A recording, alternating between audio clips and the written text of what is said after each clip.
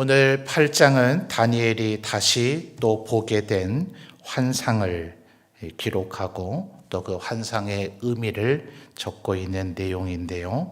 그것은 숫양으로 형상화되어 있는 나라와 순염소로 형상화되어져 있는 나라의 싸움, 그리고 그 이후에 벌어진 일들을 이야기하고 있습니다.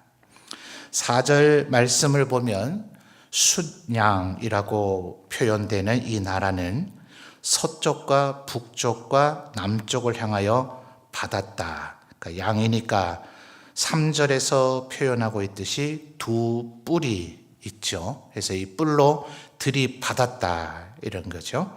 그러니까 들이받았으니 이건 이제 상징으로서의 표현이니까 실제로는 이 나라가 영토와 영역을 그쪽으로 넓혀 나갔다는 것을 의미하죠.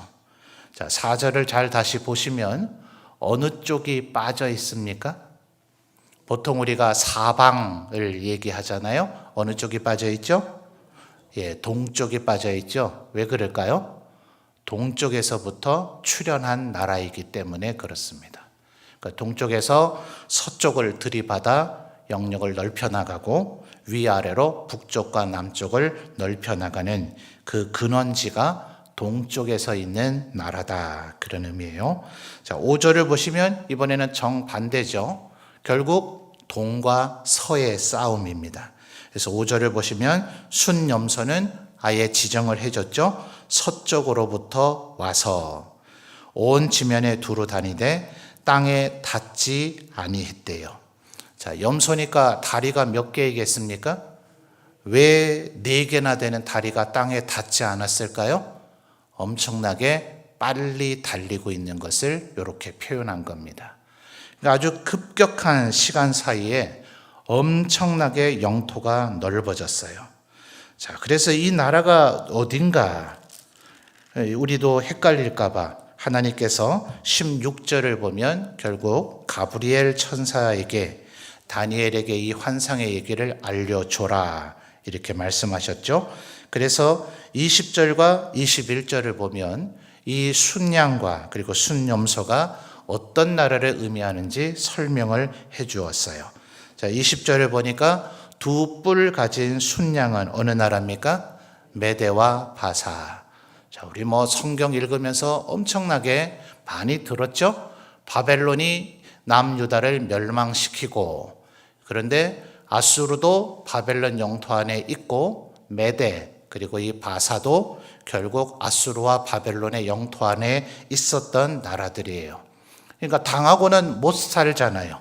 그러니까 아수르를 바벨론이 멸망시켰고, 바벨론이 아수르를 멸망시키는 걸 보고 언젠가 우리도 그렇게 한번 해야지 라고 했던 메대와 바사가 함께 힘을 합쳐서 바벨론을 멸망시켰는데, 권력은 아버지와 아들도 나누지 못한다는 말이 있죠.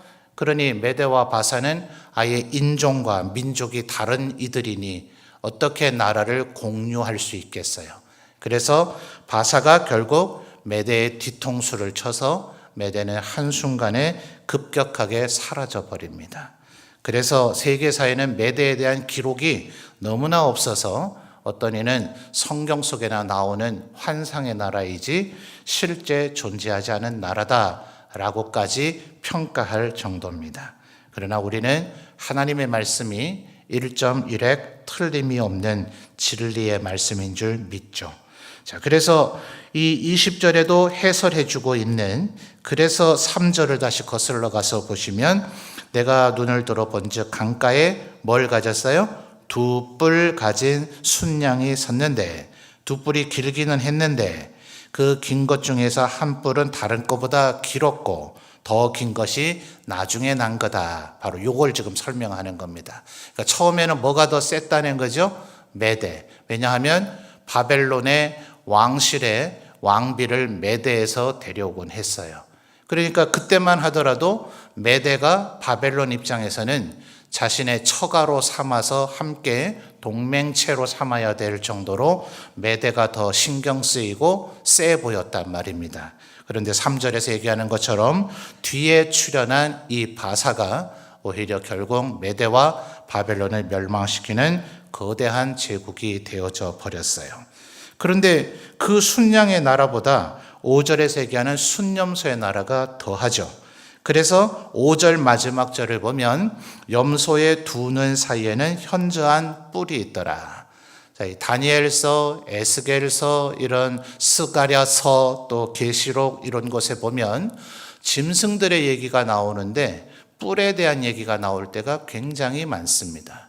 여러분, 우리나라의 그 고대 조선시대의 장군들은 그렇게 화려한 투구를 쓰지 않았는데 임진왜란 같은 거 다룬 영화를 보면 일본인들의 투구가 굉장히 화려하고 저거 쓰고 어떻게 전투를 하나 싶지 않습니까? 보면 위에 뭐 초승달 모양도 있고 황소의 뿔 같은 것도 있고 어떤 이는 사슴의 뿔도 있고 전부 뭐를 나타낼까요? 그게 바로 권력과 권세를 형상화하는 게 뿔입니다. 그래서 성경에서 얘기하는 뿔은 바로 그런 권력, 어떤 면에서는 정치 권력 혹은 국가 권력을 얘기하는 것으로 이해하면 거의 맞습니다. 그리고 더 구체적으로는 고대 사회에서는 그것은 왕을 나타내는 표현이죠. 그래서 5절 하반절을 보면 얼마나 빠른지 온 지면에 두루 다니되 땅에 닿지 아니할 정도로 급격하게 국가를 대제국으로 만든 대단한 현저한 뿔, 이게 알렉산더 대왕을 나타내는 표현입니다. 그러니까 왕들이 자기들 스스로 나는 일반 다른 왕들과는 다르다, 나를 대왕이라고 불러다오, 이렇게 주장했던 이들이 여럿 있기는 합니다.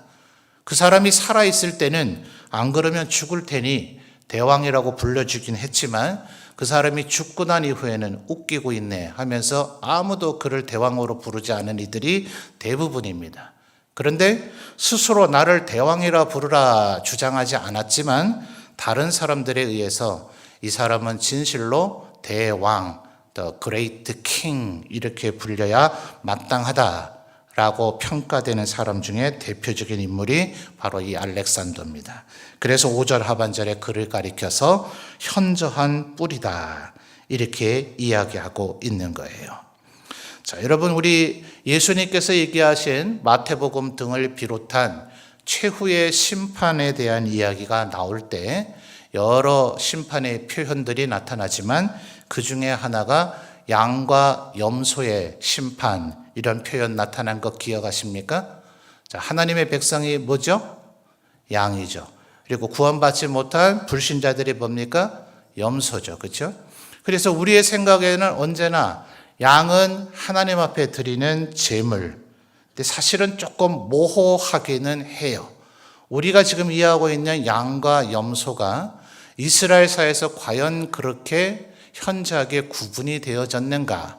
또 어휘상으로 볼 때 번역에 좀 오해가 있는 것은 아닌가? 대속죄일이 되면 대제사장이 자기가 먼저 하나님 앞에 속죄 제사를 드리고 난 후에야 이스라엘 민족 전체의 죄를 속죄하기 위해서 지성소로 들어갈 수 있거든요. 그때에 제물로 바치는 것 하나가 있고 한 마리는 광야로 아예 보내버립니다. 마치 죄를 이스라엘 영역에서 완전히 격리시키는 듯한 그런 의미를 가진 행위를 하는데 요거를 아사셀 염소라고 우리 한글에는 번역이 되어 있어요.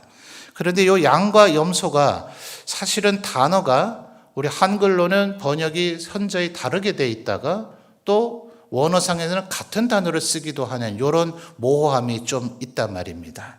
자, 그런데 어쨌든 예수님의 비유에서는 양과 염소 이렇게 확연히 구별이 되어 있죠. 그래서 우리 성도님들의 머릿속에서는 양은 선한 것, 염소는 악한 것, 이제 이런 이미지를 갖고 있습니다. 자, 지금 이 다니엘 8장에서도 결국 누가 이깁니까? 염소가 양을 이겨버리죠. 그러니까 우리의 마음이 막 슬퍼져요. 자, 그리고 그 염소가 어떤 일을 행했는가? 8절 말씀을 보면 염소의 큰 뿔이 꺾여버리고 그 꺾인 자리에서 4개의 뿔이 나타납니다. 8절 하반절에 그 4개의 뿔도 현저한 뿔이라고 표현하기는 하지만 동시에 처음 있던 뿔보다는 좀 못하다. 이런 표현들이 나타납니다. 그리고 9절에서 또다시 그 4개의 뿔 중에 한 뿔에서 또 다른 작은 뿔 하나가 나왔는데, 자, 9절 보고 계십니까? 요 뿔이 남쪽과 동쪽과 그리고 영화로운 땅을 향해서 심히 커졌다, 이럽니다. 여기 세계사의 기록을 보면 9절에서 얘기하는 남쪽은 이집트를 얘기해요. 그러니까 이 알렉산더 대왕이 겨우 33살의 나이에 갑자기 세계사의 기록에서는 열병으로 죽었다 해서 죽습니다. 그런데 이 사람의 원래 출발지는 마게도냐예요. 마게도냐는 그리스 연맹에서도 변방입니다. 우리는 저쪽에 여진족, 거란족, 이걸 우리 민족이라고 별로 취급 안 하죠. 오랑캐라고 얘기하곤 했습니다. 고구려 때는 그들이 고구려 제국의 국민 중에 하나였을지라도 그 이후에 고려 조선에서는 거란, 여진 이런 사람들을 오랑캐라 불렀는데, 정통 그리스인들에 의해서 볼 때는 마게도냐는 일종의 그 여진족과 거란족 같은 그런 꼴입니다. 그런데 이 마게도냐 출신의 알렉산더가 아테네와 스파르타로 보통 상징되는 그리스를 삼키고 나서 급격히 동진, 지금 4절에서 얘기한 순양, 동쪽의 제국이죠. 그리고 순염소, 그리스는 서쪽의 제국인데, 동쪽을 정벌하면서 메데 파사를 정벌하고 결국은 바벨론의 수도였던 바벨론으로 자기의 제국의 수도를 옮기려고 합니다. 그런데 하나님께서 바벨론을 저주하셨거든요. 이스라엘을 멸망시킨 너 바벨론이요, 너도 황폐하게 될 것이다. 다시는 너를 일으켜 세울 자가 없을 것이다 하는 그 말씀을 알렉산더는 알 일이 없겠죠. 그래서 그것을 거역하고 역행하는 일을 했기 때문에 33살의 젊은 나이에 열병으로 허무하게 죽습니다. 이 알렉산더의 죽음에 대한 수많은 얘기들이 기록이 되어 있는데 전부 다 명쾌한 결론을 못 내려요. 왜 죽었는지, 갑자기 독살당한 것도 아니고 암살당한 것도 아닌데 무슨 병 증세인지. 그래도 그리스인들 나름대로 똑똑하다는 사람들 아닙니까? 많은 고대의 기록들을 남겨놨잖아요. 그러니 그들의 대왕, 자기 스스로 대왕임을 주장하지 아니하고 다른 이들에 의해서 대왕이라 불릴만 하다라고 불려졌던 알렉산더라면 그의 죽음에 대한 상세한 기록을 남길 법도 한데 까닭 모를 죽음인 거예요. 누가 죽이셨어요? 하나님의 뜻을 거역하자 그를 치신 겁니다. 그러니 후계자가 없이 33살에 죽어버리니까 이거 어떡하겠어요. 그래서 그 알렉산더 대왕을 도왔던 4명의 장군들에 의해서 4개의 왕조가 생깁니다. 그 중에 프톨레마이 왕조라고 하는 왕조가 9절에 남쪽, 여기는 이집트를 얘기해요. 그리고 동쪽, 이것은 요한계시록에서도 표현되는 것인데 파르티안이라고 하는 지역을 얘기합니다. 영화로운 땅 어디일까요? 이건 답하실 수 있지 않겠어요? 예루살렘을 얘기합니다. 그래서 이들이 와서 정벌을 하기 시작을 하는데 이 중에 하나, 자, 9절을 보니까 그중 한 뿔에서 또 작은 뿔 하나가 나왔다 그러죠. 이 사람이 바로 안티오커스입니다. 여러분 신약 성경에서 안티오커스와 관련된 이름 들어본 기억나지 않습니까? 바나바와 바울을 파송한 교회, 선교의 출발지 어디입니까? 수리아, 안디옥. 그리고 나서 오늘날의 투르키의 지역을 선교하는 가운데 거기 가면 또 있어요. 비시디아, 안디옥. 그죠? 안디옥이 한 곳에만 있는 게 아니라 여러 곳에 있어요. 왜요? 그게 전부 다 이 안티오커스가 통치하던 영역이기 때문에 그래요. 그래서 로마 제국이 있는 곳에는 여러 곳에 가이사리아가 있어요. 가이사의 도시다 이 말이에요. 알렉산더가 정벌했던 도시, 그래서 알렉산드리아, 이런 이름들이 있는 겁니다. 그러니 처음에는 4개 중에 하나에 불과했던 이 셀주크 왕조가 결국 남쪽 이 프톨레이머스 이 왕조인 이집트와 파르티안 그리고 이 예루살렘까지 정벌을 하면서 그들이 성전을 더럽힙니다. 11절을 보면 군대의 주제, 하나님을 의미하는 거예요. 하나님을 대적하고, 또 10절 하늘 군대에 미칠 만큼 커져서, 세력이 커져서 별들 중에 몇을 땅에 떨어뜨리고 제사장을 죽이고 제사장의 일부를 자기의 말을 듣도록 협력하게 만든 것을 얘기합니다. 그래서 이 사람의 존재가 신약 성경에서도 표현이 돼요. 성전 안에다가 제우스 신상을 세우고 하나님의 제단에다가 돼지 피를 뿌려버렸습니다. 그래서 마캅이라고 불려지는 이들이 일어나서 이들을 몰아내고 말라기 이후 마태복음 예수님이 탄생하실 때까지를 신구약 사이의 중간기다 이렇게 표현을 하는데, 그때의 일시적이지만 마카비 왕조라고 불려지는 왕조가 설립됐던 적이 있습니다. 14절을 보면 이 안티오커스가 예루살렘과 성전을 더럽힌 지 2300일이 지난 후에 그 일이 회복이 되어진 겁니다. 자, 이 2300일이 도대체 실제적으로 2300일이냐, 또 우리의 연대로 보면 언제로부터 언제냐, 신학자들마다 조금 학설이 나눠져요. 정확히 이해를 우리에게 딱 명쾌하게 주기가 쉽지가 않습니다.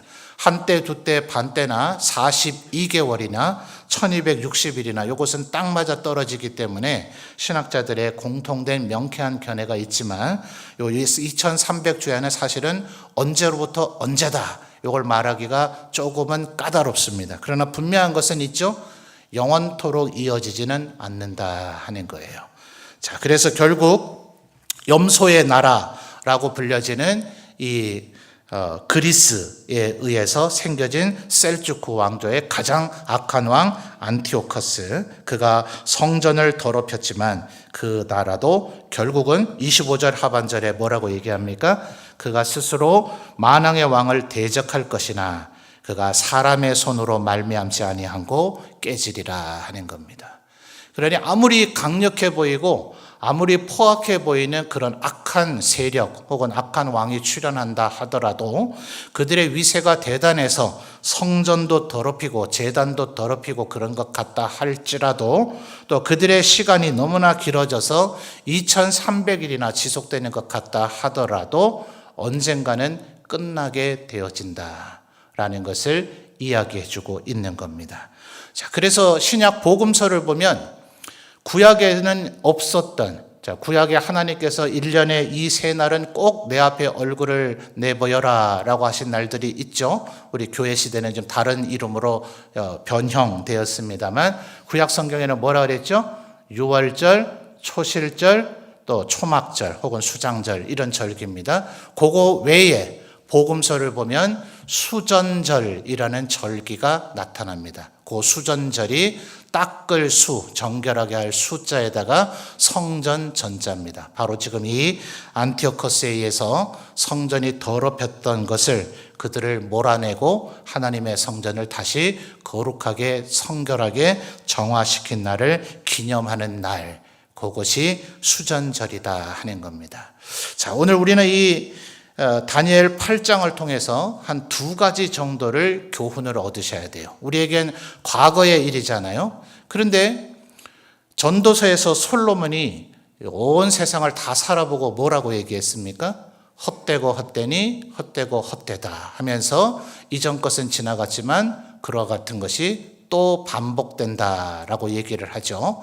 그래서 예언이라 하는 것은 분명히 특정한 시간, 특정한 장소, 특정한 사건을 이야기하는 예언입니다. 지금 8장은 그렇습니다. 그런데 어떤 예언은, 자, 앞을 한번 보실까요? 우리가 동양화 산수화 개념으로 산맥을 그린다면 이런 식으로 막 그릴 수 있겠죠. 그렇죠? 그러니까 여기도 산이 있고 여기도 있고 산이 있고 이렇게 있는데, 이것을 우리가 이쪽 방향에서 볼 때는 산들이 이렇게 돼 있어요. 근데 이쪽 끝에 가서 이 산들을 이렇게 쳐다본다면 어떻게 될까요? 한눈에 이 모든 산이 다 보이죠. 이쪽 끝에 있는 요 산 봉우리도 보이고, 그 다음 산의 봉우리도 보이고, 그 다음 중간에 있는 산의 봉우리도 보이겠죠? 이해되십니까? 자, 신학자들이 말하기를 예언자들, 선지자들 중에서 하나님에 의해서 미래의 일을 보게 된 일들이 여럿 있는데 그들이 보는 환상은 마치 이 산맥을 종단으로 보는 것과 같을 때가 있다라고 표현을 해요. 그러니까 한 절 속에서 우리 성도님들이 그래서 깊이 있는 성경 공부가 좀 필요한 것이 어떤 것은 10절, 20절이 하나의 사건, 하루의 일, 한 시대를 얘기하고 있는가 하면 어떤 예언은 단 한 절 속에 수백 년에 달하는 여기에 있었던 일과 수백 년 뒤에 일어난 일을 한 절 속에 두 상반절과 하반절이 다른 것을 얘기하고 있는 예언도 있단 말입니다. 예언자들이 모든 시대를 이렇게 한눈에서 보는 것과 같기 때문에 그렇다 하는 거예요. 자, 오늘 이 8장의 일은 반복될 사건은 아닙니다. 분명히 메데파사와 그리스의 싸움, 그리고 그 뒤에 그리스의 분열, 그리고 그리스의 후예 가운데 나타난 셀주크 왕조의 안티오코스라고 하는 가장 악한 왕의 만행과 그가 결국은 무너지게 될 것이라는 걸 얘기하는 하나의 일을 얘기하고 있기는 하지만 이와 같은 일은 계속 반복될 겁니다. 이것은 예수님도 태어나시기 전 기원 전의 일이에요. 그 예수님께서 태어나시고 나서도 지금 2025년이나 흘렀는데 그 사이에 이와 비슷한 일들은 얼마든지 있었습니다. 자, 양과 염소가 싸웠다 그러죠. 왜 하필이면 메데파사를 양이라고 표현했을까요? 우리 생각에는 양은 굉장히 좋은 이미지인데요. 자, 바사 왕들 기억하십니까? 에스더의 남편 바사의 왕이었어요. 결국 유대인들을 죽이려고 하는 하만의 시도가 있었지만 불임절이라고 하는 절기가 거기서 또 생겨나죠. 결국은 유대인들을 보호합니다. 바벨론에 의해서 이스라엘이 70년간 포로가 되었지만 결국은 바사의 왕들에 의해서 니들의 고향으로 돌아가라. 그래서 에스라 느헤미야에게 성전을 짓도록 허락해주고 알량한 허락이기는 하지만 어쨌든 허락해주고 예루살렘 성을 쌓도록 허락해준 이들은 다 바사 왕들입니다. 자, 그러니 한번 생각해 보세요. 우리가 지금 계속해서 열왕기로부터 예수님 당시 때까지 나타나는 5개의 대제국, 넓게 보면 6개라 할 건데요. 아수르, 바벨론, 메데, 파사, 헬라, 로마 중에 개중 가장 덜 악한 나라가 어디일까요? 그게 바사란 말이에요. 아수르가 얼마나 잔인했는지 아수르의 수도 니느웨 요나 보고 가서 회개시키라니까 요나가 싫다 그러죠. 저런 것들을 회개시키느니 차라리 하나님께 벌 받겠습니다. 이런 태도 아니에요? 왜 그러냐 하면 아수르인들은 우리 임진왜란 때 일본인들이 우리 조선인들의 코하고 귀를 잘라갔다 그러죠. 처음에는 귀를 잘라가니 이거 1명 죽여놓고 2명 죽였다고 주장하려고 하는 거 아니냐. 그래서 귀는 2개 있으니까 헷갈리니까 코 잘라와라. 이래서 코 잘라가고 귀 잘라간 것을 일본에 모아서 그래도 양심의 가책이 됐는지 무덤을 만들어 준 게 있어요. 그래서 귀 이자에 무덤 총자 이총, 코 비자에 무덤 총자에서 비총이라는 게 지금도 일본 가면 우리가 얼마든지 확인해 볼 수가 있습니다. 일본인들도 잔인하지만 아수르인들은 더 대단한 것이 사람의 목을 잘라서 그것이 해골로 살이 녹아내릴 때까지 해골의 뼈를 산처럼 쌓아 놓았어요. 니누에 자기들의 수도에다가요. 그게 뭐 그렇게 좋은 거라고 뭐 좋은 장식품이라고 수도에다가 그걸 쌓아 놨겠어요. 그러니 아수르에 대해서 하나님의 심판이 임하는 게 당연하겠죠. 그러니까 이 6나라의 악행을 일일이 나열하면 우리 성도님들이 어느 게 더 악한 나라인가 구별하기가 어려울 정도일 거예요. 그래서 모두 다 악하지만 성경에 나타난 사건으로 보면 그나마 유대인들을 보호해주고 또 고향으로 돌아갈 수 있도록 해주고 성전과 예루살렘 성을 다시 쌓을 수 있도록 해준 바사가 그나마 그들 중에는 덜 나쁜 나라가 아니냐. 그래서 양으로 표현된 것이 아니냐라고 신학자들이 이야기를 합니다. 여기서 함정에 빠지면 안 돼요. 양과 염소의 공통점이 뭡니까? 다 짐승이라는 거예요. 그러니까 비교적 바사가 선한 나라인 것 같긴 하지만 여러분 혹시 뭐 영화를 즐겨 보시는가 모르겠습니다만 영화의 300이라고 하는 제목으로 상영된 영화가 있어요. 스파르타의 300명의 용사가 바로 이 페르시아 군대를 막는 것을 그린 영화예요. 300명이 전멸합니다. 그런데 그 페르시아 바사의 왕을 보십시오. 아주 희한하게 이건 약간 정신병자 아닌가, 그렇게 묘사가 되어져 있습니다. 사실적 묘사입니다. 그러니까 바사는 아수르, 바벨론, 메데, 헬라, 로마에 비해서는 덜 나쁜 나라일지는 모르지만 그 또한 짐승의 나라다. 이 말은 뭐냐 하면 하나님이 세우신 하나님의 나라 외에는 이 세상에 선한 나라는 없다는 거예요. 우리가 볼 때는 이 나라는 그래도 덜 나쁜 나라 같다. 예, 딱 그겁니다. 그래서 어떤 이가 얘기하죠. 정치란 악한 자와 덜 악한 자 가운데 덜 악한 자를 뽑아서 악한 자들이 소멸되도록 하는 것에 지나지 않는다. 세상의 현자가 한 말입니다. 이 세상에 선한 사람은 없는 거예요. 선한 나라도 없습니다. 그래서 양과 염소라고 묘사됐다. 메데 파사와 그리스가 그러했다. 이 세상에 출현한 모든 나라가 본질적으로는 짐승의 나라다. 오직 하나님의 나라만이 영원토록 이어질 나라라는 것.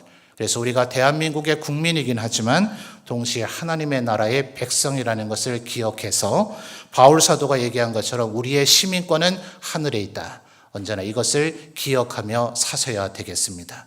그리고 우리가 살다 보면 때로는 성전이 이렇게 침탈당하고 돼지 피가 뿌려지고 성전 안에 제우스의 신상이 세워지는 것과 같은 일이 일어날 때가 있을 수도 있습니다.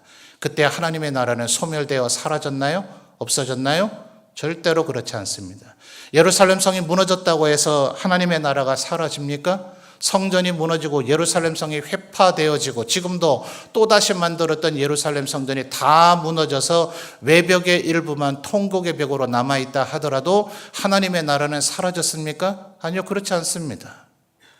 우리 점천제일교처럼 이렇게 좋은 예배당을 지어놔야만 교회는 존속됩니까? 아니요. 지금도 선교지에 나무 그늘 아래서 예배하는 그곳에도 하나님의 나라는 여전히 실존합니다. 그러니 우리의 인생 가운데, 우리의 신앙생활 가운데 그 어떤 환난, 핍박, 시련이 온다 하더라도, 아무리 안티오코스와 같은 악한 왕이 출현한다 하더라도 2300일이 지나고 나면 그들은 까닭 모를 이유 가운데 하나님에 의해서 무너지게 될 것이다. 그러니 그 어떤 환난과 시련이 있다 하더라도 하나님의 백성은 두려워하지 말라. 이 8장의 얘기가 계시록 전체 얘기와 똑같습니다. 계시록에서 22장까지 길게 얘기하는 얘기가 결국 이 얘기입니다. 하나님의 백성이 핍박과 환난을 당할 때가 있겠지만 그들은 결국 하나님에 의해서 심판받을 것이다. 하나님의 백성은 괴롭고 환난과 시련을 당하겠지만 끝까지 견디는 자는 구원을 받고 면류관을 쓰고 그리스도와 함께 왕 노릇하게 될 것이다. 그러니 오직 하나님을 바라보고 인내하고 믿음으로 이 생애를 살아가시는 우리 성도들이 되시기를 주님의 이름으로 축원합니다.